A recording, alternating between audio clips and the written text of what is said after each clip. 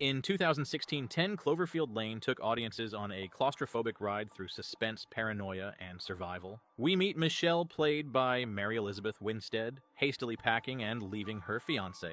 Her troubled relationship is reflected in her hasty departure as she drives into the night, hoping to escape the pressures of her life, but fate has other plans. A sudden catastrophic car crash leaves her unconscious, her world spinning out of control. Michelle wakes up in a locked room, chained to the wall, her head aches, and the world outside feels like a distant memory. She's alone and confused.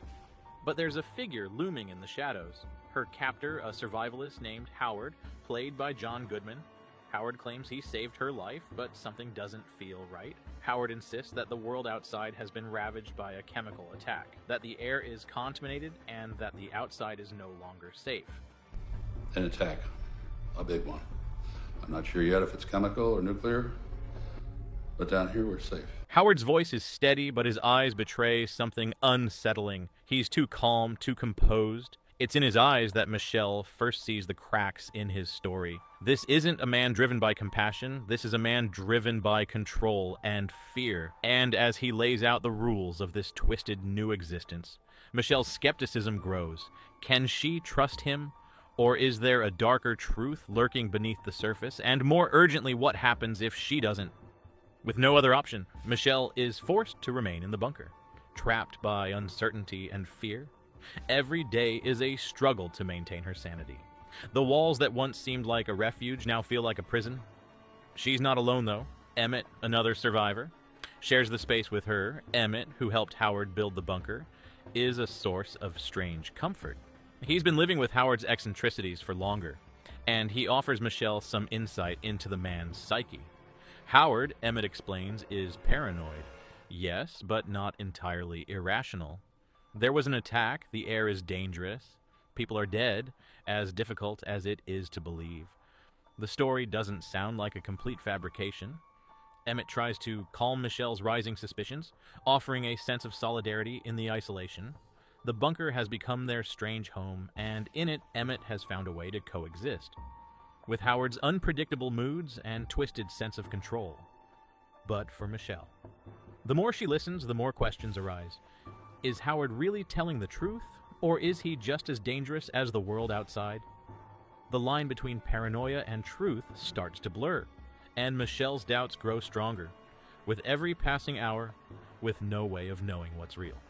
Michelle starts to realize she must rely on her instincts. Trusting anyone in this place, especially Howard, is a risk, but in a world where danger lurks on both sides, is anyone truly trustworthy? Then, in the most horrific moment yet, the unimaginable happens. A woman, battered and dying, appears outside the bunker door. Her appearance is nothing short of nightmarish. Her skin is blistered, peeling away, as though ravaged by an unseen force. Her body is contorted, twisted by whatever hellish conditions exist outside. She stands pleading for help with eyes filled with desperation and terror. The sight sends a surge of panic through Michelle as she watches the woman collapse against the door. Her voice cracks with fear as she begs to be let in, but her condition is enough to make anyone hesitate. The air, the very thing Howard warned them about, seems to have poisoned this poor soul beyond recognition. Howard's words echo in Michelle's mind, and for a moment, they seem to ring with an unsettling truth. Maybe the air outside really is toxic. Maybe the world beyond the bunker is truly dead. The woman's suffering feels like proof, a terrifying confirmation. That survival in this world means staying inside. No matter the cost, Michelle starts to piece together the unsettling puzzle of her circumstances. It's the small details that don't add up, but as the days drag on, Michelle's doubt evolves into suspicion. Howard's behavior becomes more erratic, his temper more volatile, his rules, his paranoia. They push the fragile balance of the group to the breaking point. With every passing hour, Michelle feels the weight of Howard's watchful gaze. She can see how Emmett, once a calming presence, is beginning to crack under the pressure. Michelle and Emmett, though they've formed a fragile alliance, have begun planning their escape. They are terrified of Howard and what he might do if he ever finds out. Their plans, whispered in the dead of night, are their only hope. But Howard isn't blind to their growing distrust. When he uncovers their secret, the consequences are swift and merciless. The tension that has been simmering between them erupts into a violent confrontation. In a shocking moment of brutality, Howard kills Emmett in cold blood. The sound of the shot echoes through the bunker, a grim reminder that there is no safe space, no sanctuary in this prison. For Michelle, the moment is a cold, hard reality check. She has no choice but to escape, or she too will meet a violent end at the hands of the very person she once trusted. With Emmett gone, and the situation growing increasingly dire, Michelle knows there's no more time to waste. She has to leave. And she has to leave now. Michelle knows her time is running out. Every moment spent in Howard's bunker tightens the noose. Her only chance is the hazmat suit she's been carefully crafting, a fragile barrier between her and the deadly world outside, but nothing stays hidden forever. Howard isn't a fool. Supplies have gone missing, tools misplaced. His paranoid mind starts piecing things together, and then he finds it. The half-finished suit. Michelle's cover is blown, Howard's grip on controls tightens, and his temper boils over. But Michelle is done playing by his rules. She can't let fear hold her now. Adrenaline surges as Michelle makes her move. She sprints through the dim hallways, every footstep echoing like a gunshot. Howard's furious shouts follow close behind. Breathing hard, Michelle seals the last strap of the suit. It's crude, imperfect, but it's all she has. The bunker hums with Howard's pounding fists on the steel door. She has seconds left. She scrambles up the ladder, heart pounding like a drum. The hatch groans as she turns the wheel. Freedom is within reach. The world outside is strangely silent. There's no sign of life. No noise, no movement. The landscape stretches out before her, untouched by time, untouched by humanity. But as Michelle takes in her surroundings, there's an unsettling feeling in the air, a sense that something isn't quite right. The air is breathable. There's no sign of chemical warfare. Relief washes over her, but it's fleeting. In the distance. Something moves. A low rumble echoes across the sky. Michelle's eyes lock onto a massive, otherworldly shape emerging from the clouds. A ship, alien and ominous, hovers over the land.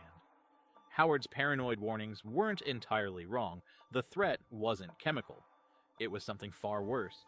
From the shadows of the colossal ship, creatures descend. Their forms are unnatural, moving with a predatory grace.